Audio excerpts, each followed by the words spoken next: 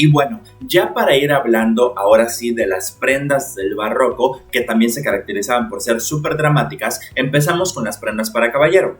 Primero que nada, a nivel de ropa interior, tanto hombres como mujeres en este periodo continuaron utilizando las camisas o camicias, ¿no? Esta prenda tan icónica que para este punto del partido pues ya se estaba utilizando bastante como ropa interior. Los hombres en particular en este periodo de la historia también se caracterizaron mucho por continuar utilizando estas medias de seda. Si se dan cuenta, a lo largo de la historia en estos últimos siglos que hemos estado viendo en esta materia, justo los hombres gustaban de utilizar prendas para las piernas bastante ajustadas. Entonces en el barroco, medias de seda, ¿no? Y sobre estas medias de seda utilizaban una prenda muy chistosa, muy barroca, justo llamada rinnegrafs. El rinnegrafs era una calza, una especie de short, era una calza sumamente amplia y pomposa, que es la gran característica del barroco. Creo que la mayoría de nosotras y nosotros cuando pensamos en reyes europeos, usualmente pensamos en reyes europeos de este periodo, ¿no? Y cuando pensamos en cómo se vestían en la antigüedad los reyes europeos, usualmente pensamos en esta clase de prendas. Entonces, la primera gran prenda histórica para caballero del barroco, los rinnegrafs, ¿no? También en este periodo, como alternativa al jubón, aparece un tipo de casaca muy especial llamada justacorps, ¿no? Que igual es una prenda muy característica del barroco. Y en este periodo, muchas prendas se utilizaban a juego con diferentes tipos de corbatines y de lazos para el cuello, que en este momento se les conocía como chacón.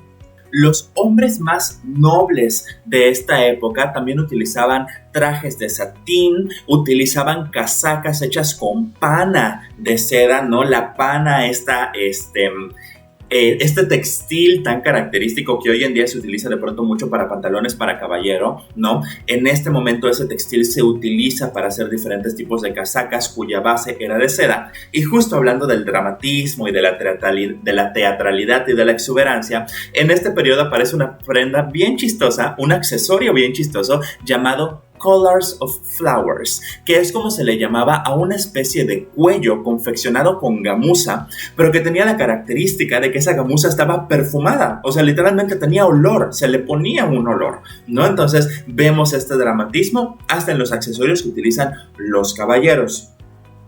También en esta época, justo hablando de accesorios para caballeros, nacen dos tipos de sombreros muy importantes, que son el bicornio y el tricornio.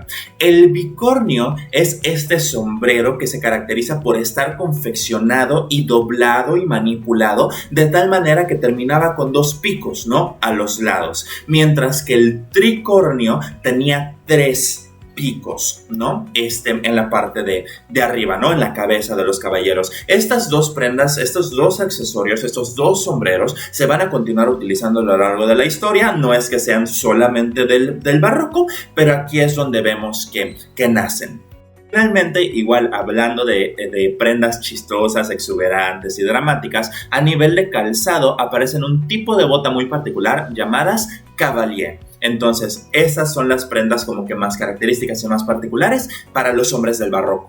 Y bueno, ya pasando a la indumentaria para dama, precisamente estamos hablando de un siglo, ¿no? Estamos hablando de 100 años, ¿no? Y además de eso, el barroco, distinguir la diferencia exacta entre barroco y rococó, que rococó es la corriente artística y la corriente de moda que veremos después, que veremos más adelante, puede llegar a ser un poquito difícil, ¿no? Porque no es que un año todo el mundo diga, a partir de ahora todos dejamos de ser barroco, vamos a empezar a ser rococó.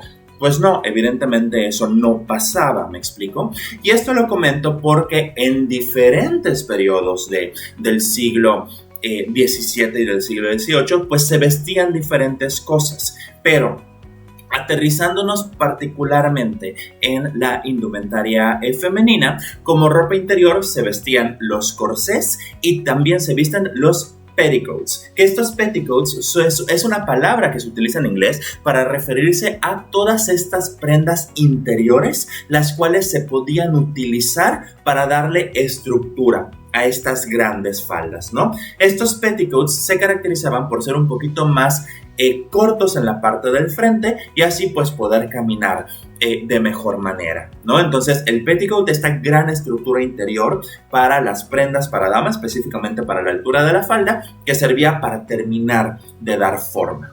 Y justo hablando de las faldas para dama, algo que me llama muchísimo la atención es que las capas que conformaban las faldas de este periodo tenían diferentes nombres, porque la falda como tal, o digámoslo de mejor manera, la sección inferior de los outfits para dama estaban compuestos de más de una capa. Hasta abajo, por supuesto, estaba este petticoat que yo acabo de mencionar, pero encima iban diferentes tipos de capas. Y particularmente en Francia, a cada capa se le daba un nombre. Concretamente, los nombres de estas faldas eran la modeste, la fripon y la secrète, que vendría a ser algo así como la modesta, la frívola y la secreta, ¿no? Esas serían sus traducciones en español. Me parecen que son nombres bastante cómicos, y en este periodo, dependiendo pues del gusto de las mujeres, estas faldas se podían estilizar de diferentes maneras, lo que hacía que estas diferentes capas que conformaban a la parte inferior del outfit para dama, pues algunas se vieran más, algunas se vieran menos, etc. Y pasamos a otra prenda, una prenda exterior igual muy característica de estos siglos, que es lo que en inglés se conoce como bone bodice, pero que en español, de pronto, dependiendo de la traducción, es muy probable que lo encuentren como cuerpo corsé. Y justo este cuerpo corsé era una especie de corpiño, el cual estaba sumamente ajustado, pero que se caracterizaba por bajar en forma de pico, ¿no? En la parte frontal de la prenda. Este cuerpo corsé iba con mangas muy anchas, que de cierta manera como que se englobaban o se abullonaban, y justo esta prenda tenía la característica de dejar ver la ropa interior, que en este caso estamos hablando de la camisa o la camisa, ¿no? Entonces el bone bodice, esta prenda superior que dejaba ver la prenda interior y que tenía estos detalles en mangas y en frente que acabo de mencionar. Y ya para ir cerrando este video, me gustaría mencionar otras 3 prendas. La primera es la mantua, que era una prenda de cuerpo entero que usualmente tenía unas mangas que llegaban hasta los codos y que se ponía sobre el corpiño y sobre la falda, ¿no? Era esta prenda que se ponía encima del outfit, y que dependiendo de la época, dependiendo de pronto de la región, o incluso dependiendo pues de los gustos particulares de la persona, sobre todo la parte de los costados que topaban con la falda y la parte de atrás se podían estilizar de diferentes maneras, a veces arremangándolas, ¿no? Otra prenda era la caraco, que era una especie de chaqueta para mujer que llegaba hasta el área del muslo. Justo se ajustaba en la cintura o tenía toda una serie de pliegues en forma de caja en la parte de la espalda. Dependiendo de pronto del estilo, esta caraco podía tener una sección muchísimo más larga en la parte trasera que en la parte delantera, pero pues dependía de la prenda particular de la que estemos hablando, ¿no? Entonces, la caraco. Y finalmente, en esta época, cuando las mujeres utilizaban diferentes tipos de plumas para usar en la cabeza, pues a esas plumas se les conocía como guirnaldas. Y bueno, ahora sí, de momento eso es todo. Muchísimas gracias por ver este video y nos vemos en el siguiente para discutir el rococó. Hasta la próxima.